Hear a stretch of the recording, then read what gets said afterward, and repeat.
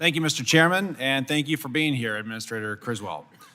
The hardworking men and women at FEMA have an important role to play in our communities, helping lift up their fellow Americans when they've been knocked down by a disaster. But recent months have exposed a capabilities gap and a trust gap. And that trust gap is no act of God. And I want to better understand this recent scandal in which houses in Florida were skipped by FEMA canvassers because of Trump signs in their front yard. You've referenced an investigation that is currently underway.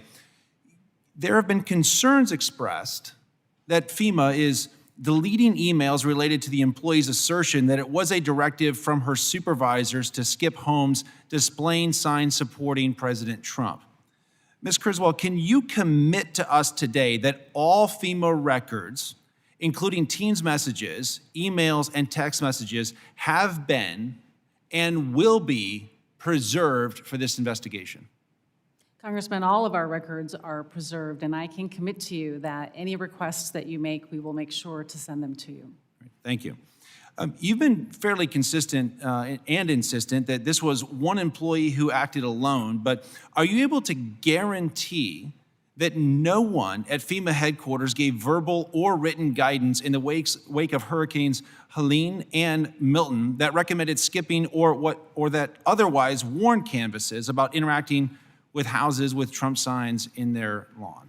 We are continuing to investigate the circumstances surrounding this, but I have been presented with no evidence at this point that there was anything beyond this one person's direction. And what steps will you take, because it sounds like you cannot at this point guarantee that that has not taken place. What steps are you taking at FEMA headquarters to ensure and guarantee us that no guidance was given from headquarters to skip over houses that were skip over houses that have Trump signs in the front yard? Again, we want to make sure that all people impacted by these disasters have the assistance that they're eligible for and that they deserve. We are continuing to conduct an investigation.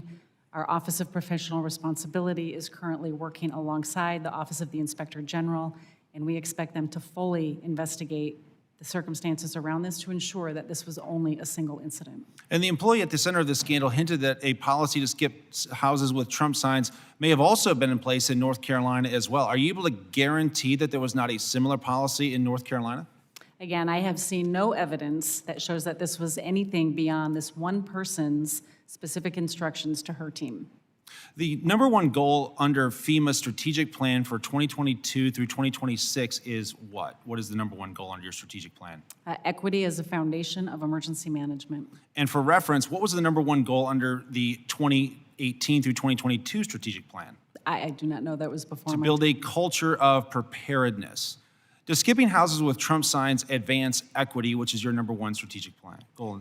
Equity, as we look at it, is to make sure that we are reducing barriers for anybody that has a need to access our programs.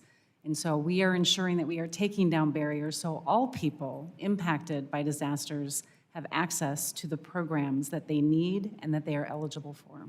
And equity, according to FEMA's own guidance, which, in the executive order signed by President Biden, executive order number 13985 defines equity as, quote, the consistent and systematic, fair, just, and impartial treatment of all individuals. Do you believe that the individuals with Trump signs in their front yard were treated fairly and impartially? They were not, which is why we terminated her. Thank you. And I'd like to yield the balance of my time to